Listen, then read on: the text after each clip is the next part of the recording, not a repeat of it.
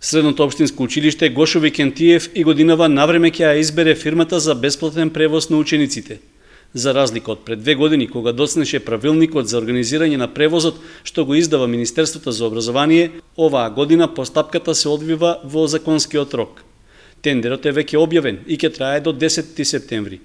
Според пресметките за трошоци по ученик, се планира за бесплатниот превоз за престојната учебна година средното училиште да потроши близу 200.000 евра. Со распишаниот тендер треба да се обезбеди превоз за околу 600 ученици, од кои еден дел ќе користат бесплатен градски превоз затоа што живеат на оддалеченост поголема од 2,5 километри од училиштето. Другите се од пооддалечените населби, а бесплатно ќе се возат и ученици од Делчево, Берово, Виница, Пробиштип и другите помали општини во источниот дел на државата.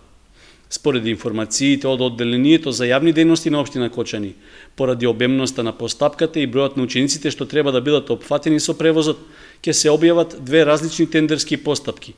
Едната ќе се однесува на средното училиште Гошо Викентиев, а другата на средното училиште Љупчо Сантов и основните училишта заедно.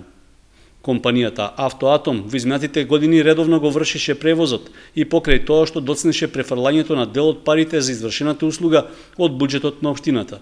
Сепак се очекува и годинава да биде еден од учесниците на тендерската постапка.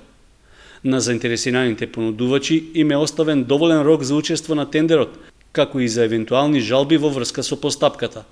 Тоа значи дека ако некоја од фирмите што ќе се пријават нема забелешки на процедурата, најдоцна во првата половина од септември ќе се знае кој ќе ја преземе услугата за транспорт на основците и средношколците во општина Кочани.